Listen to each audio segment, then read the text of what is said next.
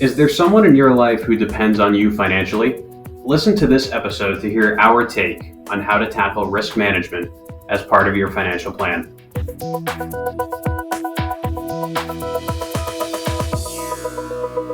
Hi, this is Andrew Busa, Manager of Financial Planning at Advisor Investments, and we're here with another Advisor You Can Talk To podcast. Today, I'm joined by my colleague, Adrian Baldeon. He is a member of Advisor's financial planning team. Adrian, welcome. Hey, Andrew, it's great to be here. Thanks for having me on. This is your first podcast. This is big right here. Yes, it is. Absolutely happy to be here. Okay, good. So today we are talking about risk management, which is basically a fancy way of saying we're talking about life insurance today. So we'll be focusing on really two pieces, term life and whole life, but we promise we'll make it exciting. And Adrian is, you're a former life and health insurance producer. So this is a great topic to have you aboard for since you're the expert here. Yeah, that's right. And I think it's important to note former insurance agent, Mm-hmm. as we here at Advisor do not sell insurance, but do regularly review and recommend all types of risk management tools when working with families on constructing their financial plans. And, purchasing insurance on your life or your loved one's life in case you die can be a lot like buying a plunger. You don't buy one hoping that you'll one day get to use it, but should the need ever arise for one and you don't have one that works, then you or your family might find themselves in a rather unpleasant situation. Okay, so I'm going to remember that analogy. So life insurance is the plunger of your financial plan, then Yes, basically. exactly. But that's what we're talking about here: risk management. How do you manage the risk that's present in your financial plan? And insurance is how you do that. Life insurance is one specific slice of risk management, but this is an important enough topic that we need to dedicate an entire episode to talk about it. It's not often thought of as a specific goal when we talk to a client of, owning a certain amount of life insurance, but that's why, we're here as planners to sort of prompt and bring up these sorts of topics with clients. So today we'll cover three things. Number one, the basics of life insurance, how it works, how much coverage you should get. Number two, the broad differences between term and whole life, how to think about that.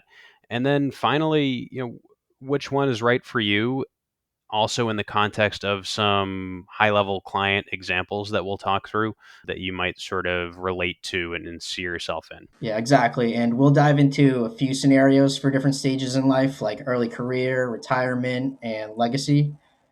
Keep in mind, every family situation is unique, and we're happy to talk to you about your specific circumstances.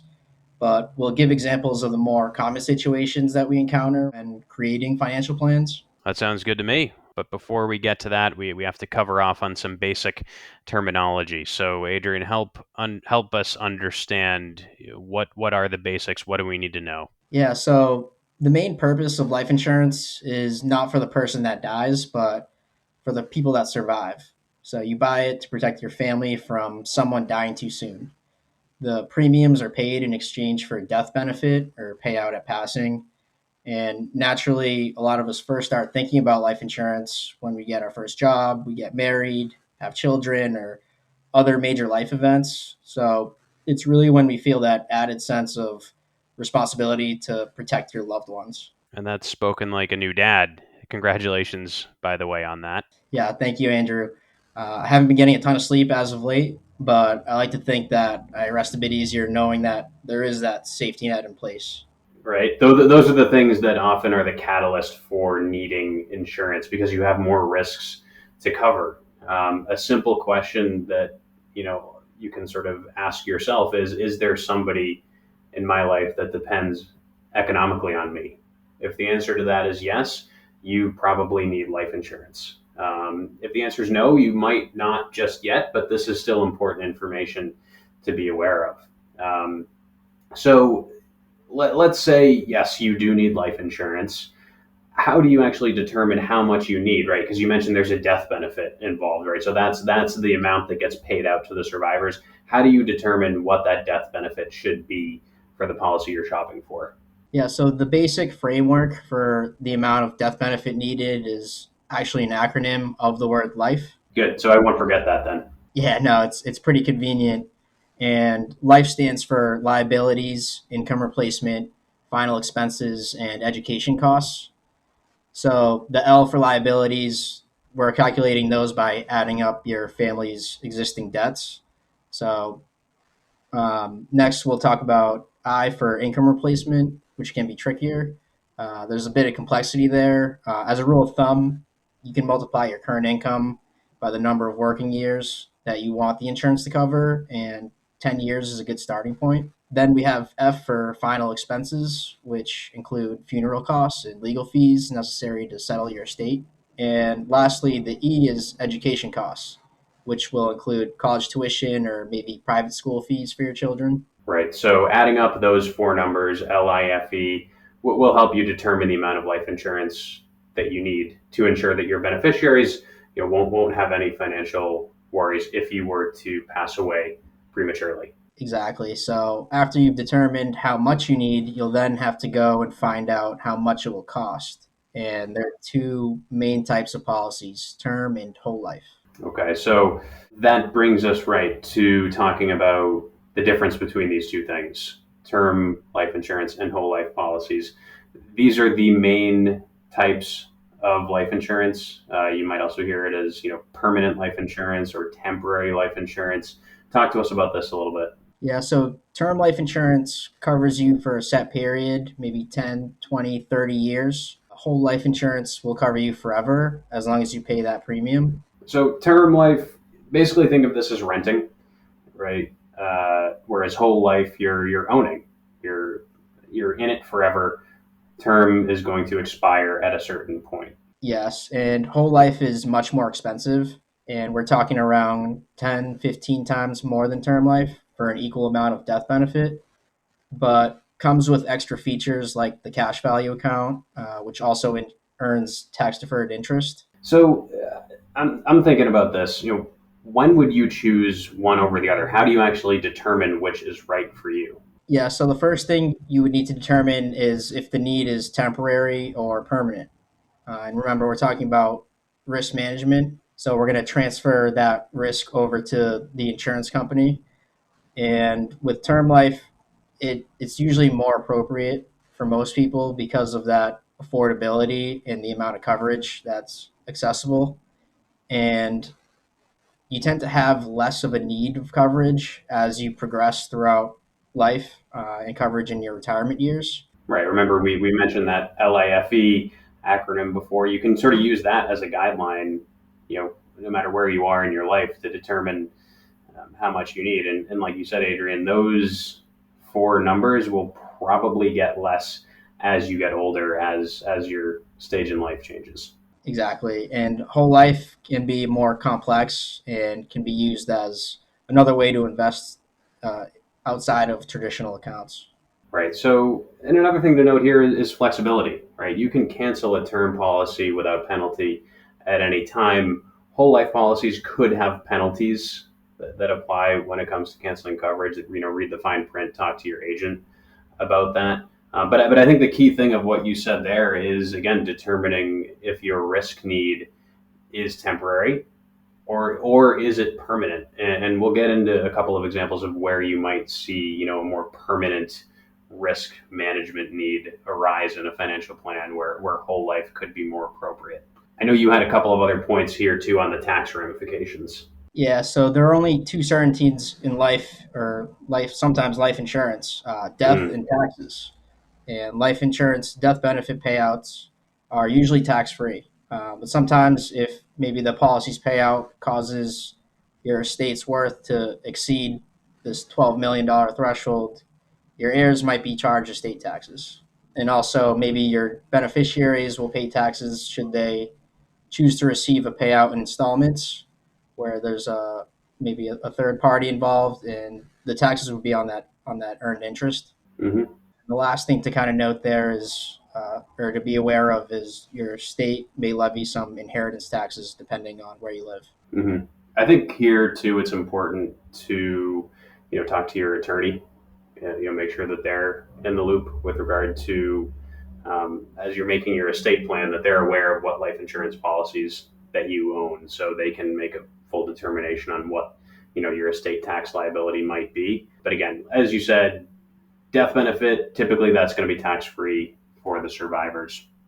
Yeah, I guess my key takeaway from this section here is that you need to determine if your risk is temporary, and term life is going to be appropriate for most people, whereas whole life does provide permanent coverage and it gives you a cash value, like you said, Adrian, and there's some use to that.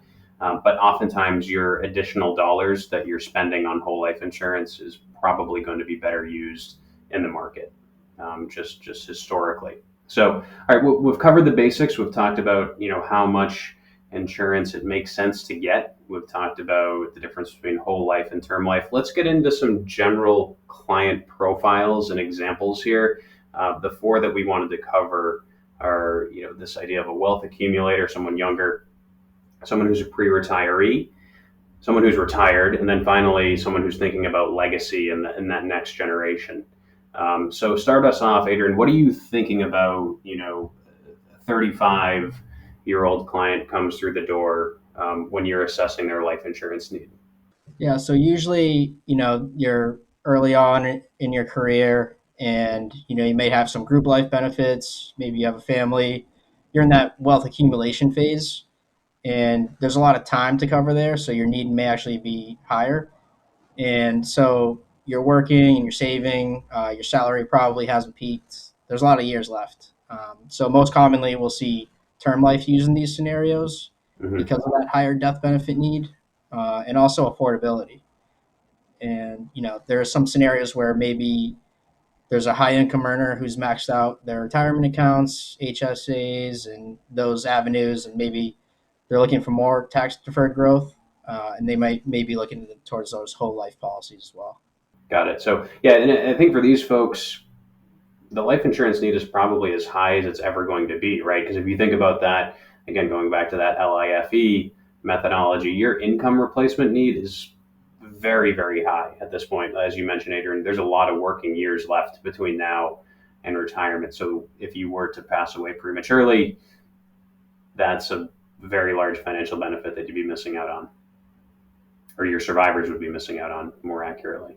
Okay, how about the pre-retiree? So we're fast forwarding someone, let's say, yeah, you have that person who buys a 25-year term policy and they're coming up and they've got a few years left on it, right? They're fast forwarding, they're in their 50s. I think the most common question we get from this group of people is, what do I do with my policy that I bought, 20 years ago? Yeah, so often we see people approaching retirement wondering if they should let their policy lapse. A couple things to revisit are the needs, if they've changed, their health, and other family circumstances that may have changed since purchasing the original policy, and also maybe the opportunity cost of paying the higher premiums for insurance versus investing those premiums more traditionally. There's a lot of planning that can be done, I think, in this age group that comes up, right? Because as you're approaching retirement, yes, your need for life insurance is probably dropping, but you might want to continue a policy for a certain period of time. So have you run across that sort of idea with clients? I'm curious about that. Yeah, certainly. So they can essentially continue that coverage without going through underwriting, but maybe with a reduced death benefit. Hmm. Right, because your death benefit theoretically doesn't need to be as big, anymore as your need diminishes as you get older. So now let's talk about someone who's retired. How do you have that? How does that risk management conversation shift with someone in this bucket? Yeah, so when you retire, you may lose your employer provided life insurance plan. So you'll start investigating plans on your own, and having your own policy in place is a good idea if you have debt like outstanding mortgage or spouse or any dependents that rely on you financially. And so the conversation kind of may shift from that income replacement death benefit need to maybe other types of insurance like long-term care. Right. So it's sort of taking a big picture view of your risk management need, and going through that financial planning process is really helpful to do that. And keep in mind too, I guess it sounds obvious to say, right? But as you get older, life insurance is going to get more expensive because your life expectancy is getting less, right? So as you get older, it's going to be a lot more expensive to go out and buy a policy. Exactly. And then last one here. This is, we could spend an entire series of episodes on legacy planning, but the use of life insurance within this category is really interesting, actually. And I know you have some points here that you wanted to share. Yeah, so the big thing that we kind of come across when considering life insurance and legacy planning and estate planning is typically for higher net worth individuals who have sizable estates. And you can keep your life insurance death benefit from being counted as part of your estate by taking that policy and transferring the ownership to an irrevocable life insurance trust, also known as an ILIT, and you pay those premiums out of the trust account. And this will put the policy and the payout under the trust control, so it'll be excluded from the value of your estate. Right, and there's complexity here when it comes to an ILIT or an irrevocable life insurance trust. But what we're talking about here, when you're thinking about legacy planning from a life insurance standpoint, it's all about estate taxes, right? And creating an estate plan that's efficient for you and for your beneficiaries. So life insurance can absolutely be a part of that. It just needs to be done the right way. And this is where oftentimes we see whole life or permanent policies factor in, right? Because they can be used for estate liquidity, things like that. Exactly. So with ILITs, the rules are complex and must be followed to the letter.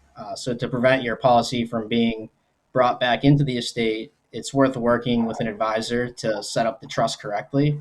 For example, the 3 year rule states a policy is still part of your estate if a transfer of ownership occurs within 3 years of your death. So little caveats like that. So another thing to note, as it stands, the estate tax exemption is set to increase for inflation through 2025, and then in 2026 it sunsets or it'll revert back to a lower level.